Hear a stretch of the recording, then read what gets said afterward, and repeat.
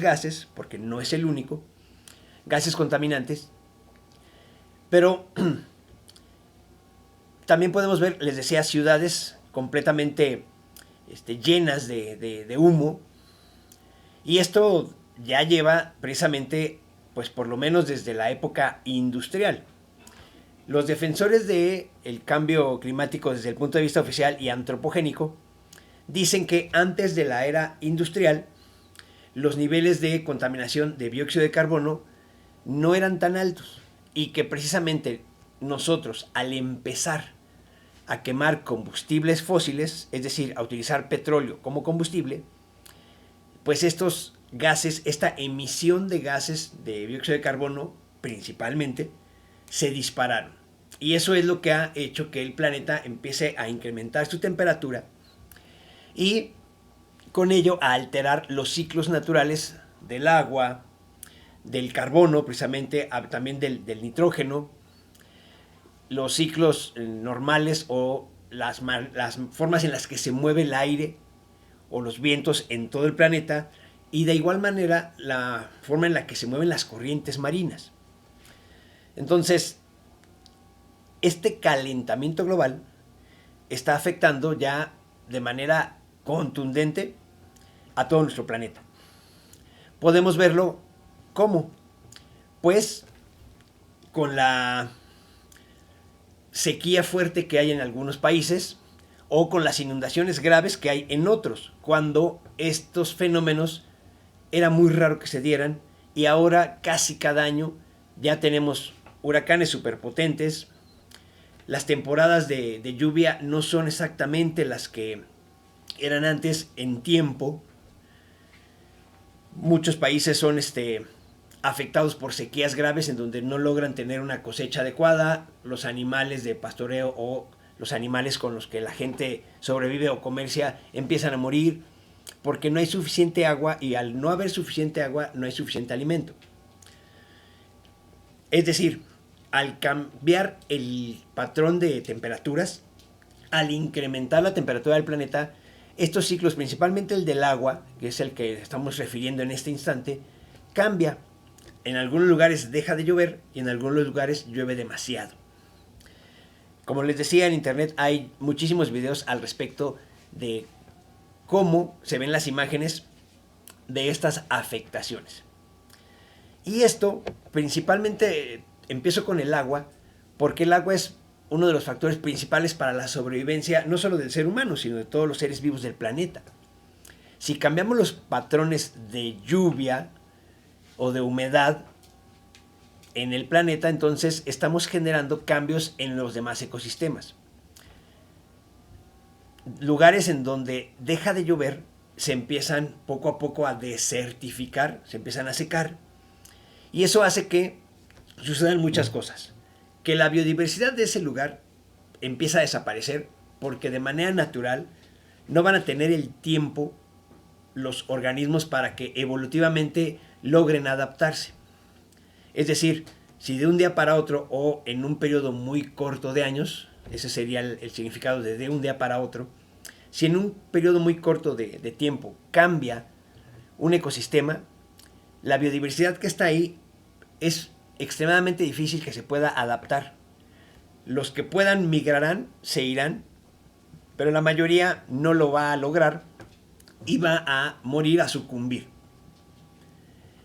Y en otros lugares en donde empieza a llover demasiado sucederá lo mismo. Un exceso de agua producirá cierto tipo de cambios vegetales o de constitución del suelo, y eso afectará a toda la cadena ecosistémica de ese lugar.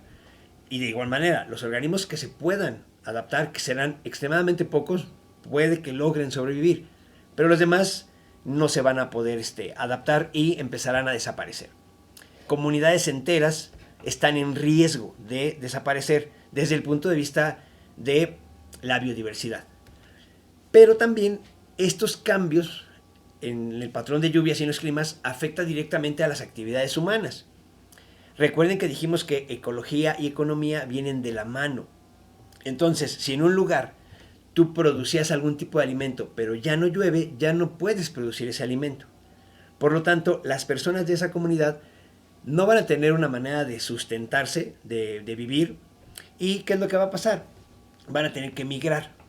Entonces, el calentamiento global y el cambio climático nos están orillando a nosotros, comunidades humanas, sociedades humanas, a empezarnos a mover, a migrar. Y eso, pues ya empieza a ser un problema económico para algunos países. Estamos hablando de la pérdida de biodiversidad y que se afectan las actividades humanas. Pero lo principal es la subsistencia humana, en este caso para nosotros como tales. ¿Por qué? Porque si no hay agua, pues el sustento más vital del que tenemos nos obliga a irnos.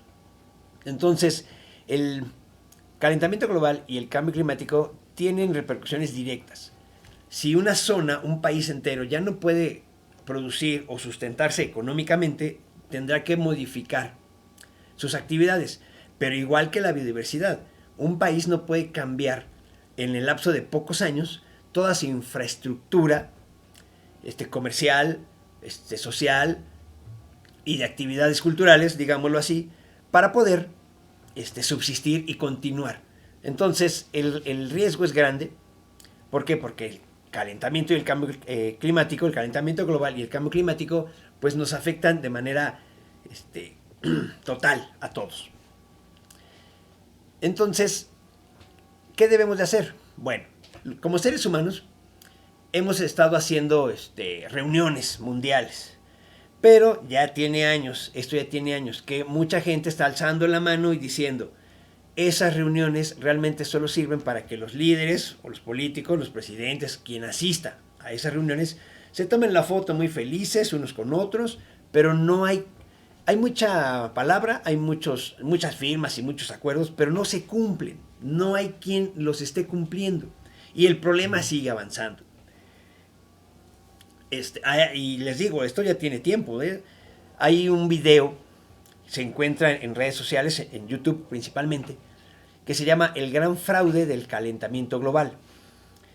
En este video, entre otras cosas, entrevistan a una persona que vive en África y este personaje dice pues que precisamente es bonito que vengan todos los líderes allá a su país para que pues lo conozcan, lo vean, hay un poco de comercio, de turismo, pero que realmente no van a hacer mucho más. Hoy en día se sigue haciendo eso. El video que les digo del gran fraude del calentamiento global ya tiene años. Ha de tener tal vez 15 años a lo mejor. Y desde entonces se está diciendo que estas reuniones no sirven, no funcionan. Hoy se sigue diciendo lo mismo. En la última reunión, que si mal no recuerdo fue la COP20, me parece que se dio también en África, pero en el África de acá arriba, del norte, me parece que fue en Egipto o en uno de esos países. Otra vez se llegan a acuerdos, los países se comprometen a no contaminar, a bajar sus emisiones de CO2, a dejar de utilizar combustibles fósiles, porque los reportes científicos dicen que si no logramos bajar esa emisión de dióxido de carbono con nuestras actividades, si seguimos contaminando, entonces la temperatura seguirá subiendo. Y en 2030 pues ya estaremos con una temperatura mayor y que a 2050 ellos también, algunos dicen que ya será verdaderamente el punto de no retorno. Es decir, ya no podremos arreglar las cosas. En estas reuniones pues también se alzan voces, se hacen comentarios que realmente estamos todavía en posibilidad de hacer algo para que esto se evite, para evitar que se pierda la biodiversidad, para evitar que se pierda la producción de alimentos, para evitar que haya migraciones masivas, para evitar que regiones enteras se queden sin agua. Incluso un problema del que se ha hablado a raíz ahora de la pandemia de COVID es la posibilidad de que con el calentamiento global se van a seguir deshielando los polos y las zonas de permafrost, que son estos hielos perpetuos o que eran perpetuos, así se les consideraba, y que en esos hielos perpetuos están capturados